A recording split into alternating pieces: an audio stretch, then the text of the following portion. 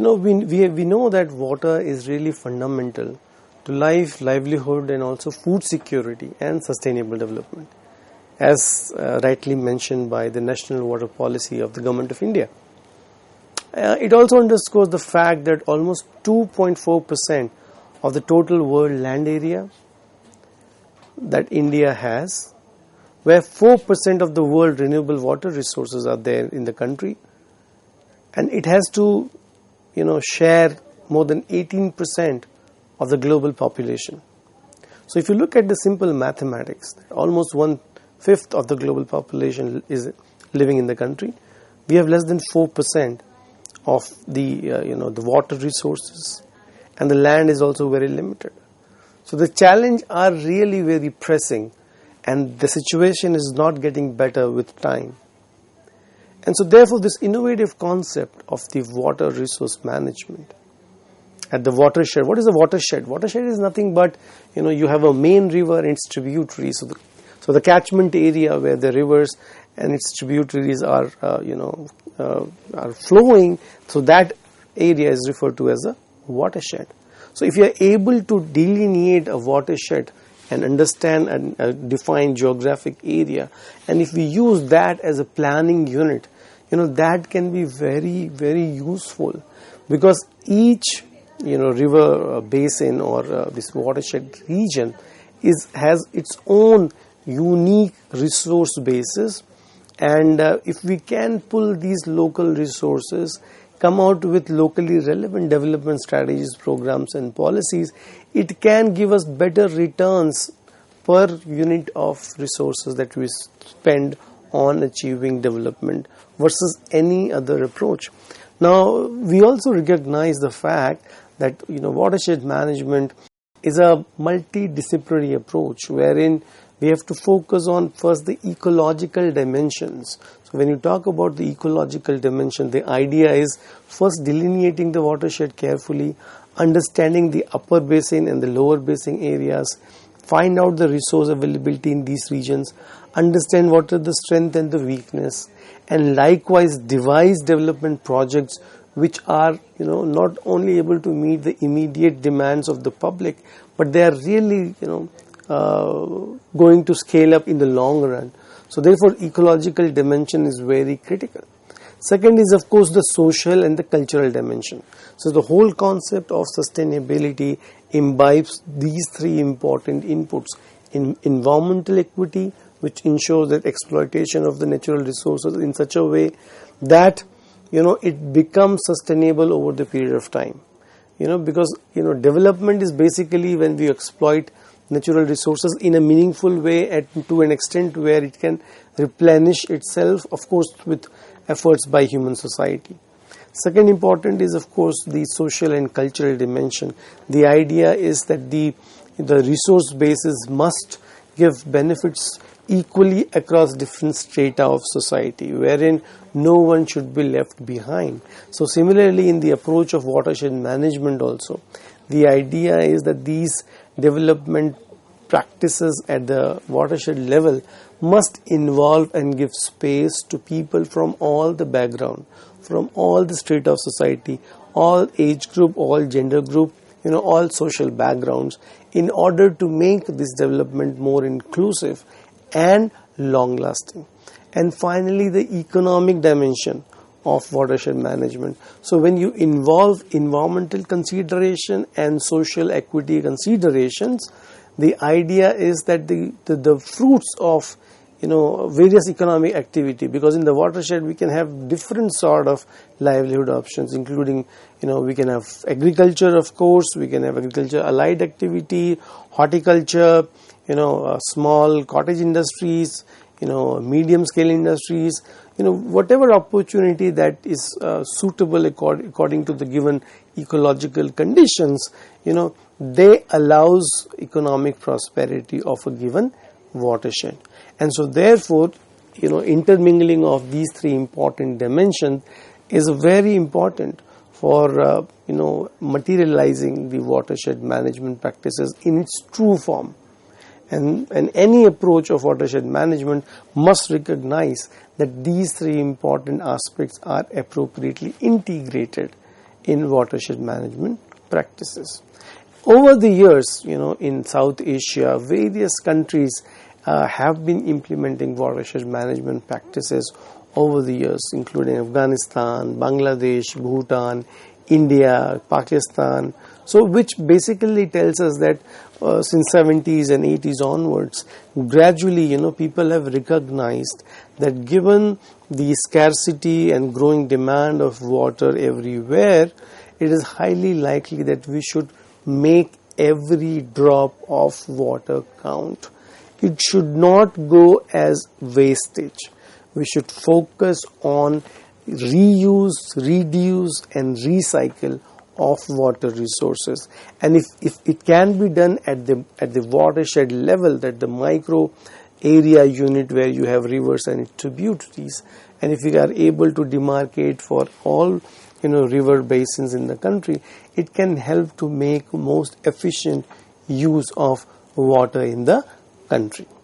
Now, if you look at the SDG 6 itself, is dedicated to the agenda of ensuring access to clean water and sanitation in the global world. And also each country has to take up and identify that how ensuring access to clean water and sanitation is extremely critical, not only to meet the immediate demand of the local population, but given the fact that most of the SDGs are interacting or interdependent upon water and sanitation, so then it becomes even more critical that we work on agendas of ensuring universal access to clean water and sanitation in the country and of course elsewhere too. So whether you talk about poverty, hunger, health, education, a lot of people in the country today, particularly young adolescent girls, unfortunately after attaining a certain age, have to drop out, largely because they do not have access to safe water and sanitation facilities in the educational systems. Similarly, many women also do not get opportunity to go and work distant places, largely because the travel facility is not available, or during commuting, if they have to travel for long distances, then water sanitation is a critical limitation. Likewise, if you talk about energy, water again is very important as far as alternative and renewable sources of energy are concerned. Hydroelectricity opportunities are immense, and so therefore, water can be used efficiently in order to generate electricity and on the long-term basis in a sustainable way.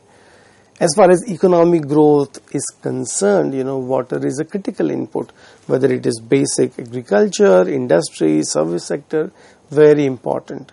Similarly, focusing on reducing inequalities, whether it is in economic activities, gender, education, or human capital, access to water and sanitation is an important implement.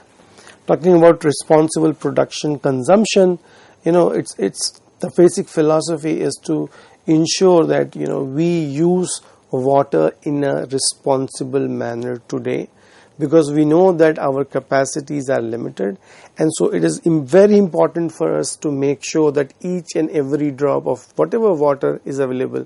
For example, if you can, we can learn from some of the countries from the world. For example, Israel is a very interesting case, largely because it's given its geographic location. It's not endowed with the clean and fresh water resource. So what it's doing is that it's using innovative technology, modern technology. Many times it's quite expensive and not readily available everywhere. So they are converting the saline water, the oceanic water, and recycling it or reusing it, or processing that water and using it for agriculture, household consumption, industrial purposes, and each and every drop of water is really worth in that context. And likewise, it's very important for us also. For example, if you go to Maharashtra, and if you look at agricultural practices in Maharashtra, the drip farming is one of the important, innovative technique where the farmers, given the limited availability of water in the region, they use every drop of water for irrigating the agriculture field. So directly the water goes into the roots of the plant, and then the plant can of course use it for its growth and productivity. So in this way, the idea is how can we make the best efficient use of water to increase agriculture output, likewise for industries and the service sector. 11th important SDGs talks about making cities more sustainable and settlements more sustainable. So if you look at urban forms in the developing countries like India or elsewhere in the global south, urbanization is a very important challenge. Today, as we know, globally 50% of the population lives in cities, and cities in global south are essentially have more than 40 to 50% of these cities are slum population, and they face a critical shortage of water and sanitation, and likewise has tremendous implication in terms of health burden as far as infant and child mortality is concerned, or issues of diarrhea is concerned. A lot of children face anthropometric deprivation because of the poor quality of water, and women also face a lot of morbidities, particularly reproductive morbidities, due to poor access to poor hygiene and water condition in the slum or settlement. So these are very important and interrelated goals and phenomena, and if we have to work on some of these issues, I think the crux lies in ensuring access to affordable, clean water and sanitation facilities to citizens, and it can only be possible if citizen participation or community participation at the micro level, at the village level and at the urban ward level is actually encouraged, because at the end of the day it's more about human lifestyle, which can play a game changer if we have to really strengthen the efforts by the government of India or various states and union territories. Ultimately it boils down to the citizen or individual level. So we as a citizen also must practice ways in which we can make efficient use of every drop of water, and also minimize the wastage of water in any way possible. And similarly, if you look at life forms on the land or various biodiverse life from within water in oceans, lakes, etc. So these are, or if you look at the climate change that is happening and actually putting greater stress on the water availability, because what is happening with climate change, we have seen that rising temperature through global warming and greater concentration of carbon dioxide, etc. What has happened is that the monsoon patterns in this part of the world has really become more erratic. It has become weakened over the years. So what is happening is that many times the rain deficiency has increased, and extreme climate variability has risen, wherein either there is no rain, or on few occasions it's a tremendous downpour of rain. So what is happening when you have a great degree of downpour of water, rainwater at a small span of time, then what happens, suddenly you have a huge runoff of the water which directly goes to the river and ocean, and so that water also doesn't becomes very much useful for utilization. And so therefore it's very important for us to understand and things in terms of a system approach, wherein we should recognize that water, sanitation are important drivers as far as all the related SDG goals are concerned. And so therefore if we work on water and sanitation sustainability, it can automatically help other efforts to deliver better results. So this is an important point. Now if you look at goal 6, which is about water and sanitation, there are various different dimensions on which work can be done. So the first is of course that focuses upon ensuring that access to water is for everybody. Similarly, access to sanitation is for everyone. Then it also talks about issues of access to quality water, making efficient use of water resources. It talks about making efforts through collaboration, not only within country but a greater collaboration between your neighbor countries and of course at the international levels also. There is also need to make our ecosystems healthier and preserving these ecosystems. So as far as water is concerned, the idea is how can we make the natural wetlands survive and thrive. But what is happening, unfortunately, if you look at the real picture, most of the cities we have seen, like recently in Delhi NCR and in the northern part of India by and large, also in the mountain regions we have seen, we have the issues of the flash floods. We have the issues of as soon as the rain happens and monsoon season comes, most of the time the cities are inundated under the floods water. The reason being is that mostly these wetlands have been occupied by construction activities, which is often unregulated and illegal. So at the end of the day, the impact is felt by each and everyone who lives in a particular city, whether it's in the plain areas or in the mountain areas. The fact of the matter is that we have occupied the natural, the basin or the way the rivers or the water bodies flows. If there is an obstruction, the water will find some way to go, and that actually comes as the flooding which is happening. So therefore, there is a greater need to work of integrated water management.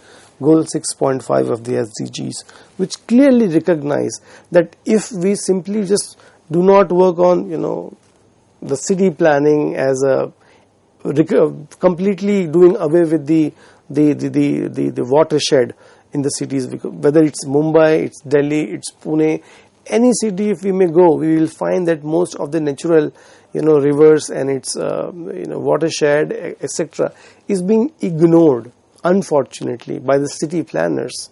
And the construction activity has taken such a level that nobody would ever imagine that there was, few years or decades ago, any water that was going through or any river was there which was going through. And so therefore, the time is very right and opportune today that we have to rejuvenate the older river systems or the ways or the path where the river used to flow, so that these areas will get recharged, and in the long run, hopefully we can revive the various biodiversities probably which have been lost, because when these wetlands are lost, not only the water sources get under stress, but also the various life forms which are dependent on these water bodies, they also get lost. And in this way, there is a huge cost that the nature has to bear in terms of water and life forms. And in the long run, it has implication on human society as a whole. So therefore, I think the goal 6 of the water and sanitation sustainability also focus on putting together collaboration, and talking about citizen participation is also very clear effort. So if you have to work in this large and diverse country as India, it's important that we work together as a partner in efforts towards ensuring access to safe, clean drinking water and sanitation facility to every national of this country. Also, we have to understand that the rivers follow a trajectory which does not actually follow the national boundaries. So many times the origin from Himalayas, the rivers traverse through various international borders. So the point that I want to put across is the fact that there is a need for greater regional collaborations in different parts of the world, similarly also in the context of the South Asia, Indian subcontinent, where we have to work with our neighbors including China, Nepal, Bhutan, Bangladesh, etc., to make sure that the water is being utilized in a healthier, efficient manner and sustainable way, so that the development of nationals in each country is not compromised in any way possible. And so therefore we know that the water is critical for promoting public health, for promoting the well-being, promoting economic growth, and also it has tremendous environmental benefits as well in terms of biodiversity, flora and fauna. So therefore investing in water and sanitation has tremendous benefits for the nature, for economy, for society at the world level, national level and at the local level. And if you look at some of the recent studies, clearly shows that we have lost almost 85% of the wetlands globally, which is a very, very, very concerning sign for us. If 85% of the natural wetlands have lost, it means that the process of development that we are practicing is clearly not working and is not at all sustainable. And these data also shows that more than 3 billion people are facing tremendous scarcity of water. More than 733 million people have various issues of health and nutrition, etc., because of the quality of the water which they are consuming. So the point is that we have reached a level today which is very concerning as far as water availability, accessibility and security is concerned. The problem is not uniform across the world.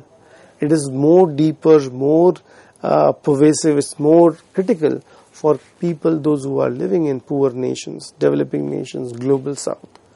And they need to find resources, managing water resources in a way that is more sufficient and long lasting.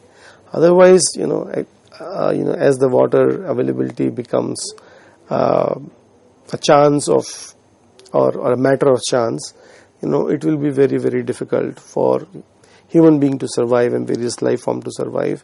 So the need of the hour is to understand, appreciate and work at multiple level, recognizing the interconnectedness of water and sanitation with wider sustainable development agenda.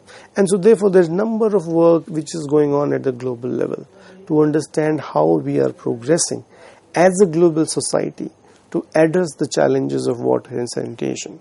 So if you look at this important map, which basically is showing us the share of population using safely managed drinking water recently in 2020. So largely if you see, the dark blue color shades mostly appear in the global north, in America, in Europe, Russia and oceanic countries, which says that most of these countries are actually adhering, practicing ways in which they are making efficient and affordable use of water. On the other hand, if you look at global south, in Asia, in Africa, other places, these countries need to work more, because the point is that the demand is rising in the global south. On the other hand, the capacity to respond to the challenges of water scarcity is not, the efforts are not sufficient. So there is a need for clear call for global partnership in terms of technology, in terms of ways through which the global south can also make progress as far as access to safe and affordable drinking water can be made a reality for everyone without leaving anyone behind. Another important data is about share of population using safely managed sanitation facilities. So this is a goal which talks about achieving access to adequate and equitable sanitation and hygiene for all, and end to open defecation. So mostly in the northern global north societies, we find that access to water and open defecation, etc., is outdated. But in many southern global southern states in Asia and Africa, a lot of people yet have to go for open defecation because of lack of basic sanitation and water facilities. So if the water is not there, if the sanitation facility is not there, it has tremendous implication on the prospects of health and well-being and economic activities. And so therefore there is need for a lot of work in terms of resource mobilization and also in terms of role of good governance and collaboration between intergovernmental level, regional level, to make sure that the life situation of people in the global south is actually improving over the years.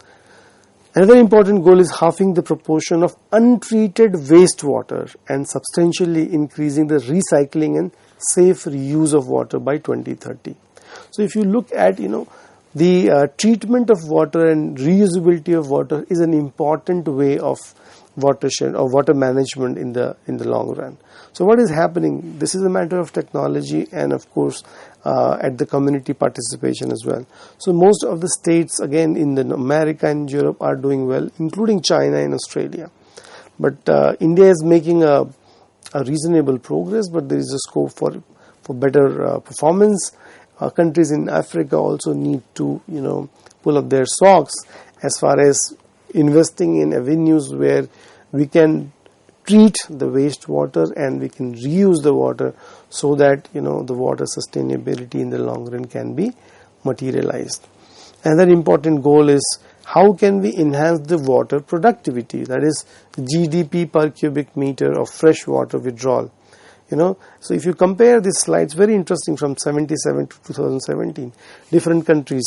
If you look at United Kingdom, the top line, if you can see here, it has made tremendous progress in the last, say, 30 to 40 years.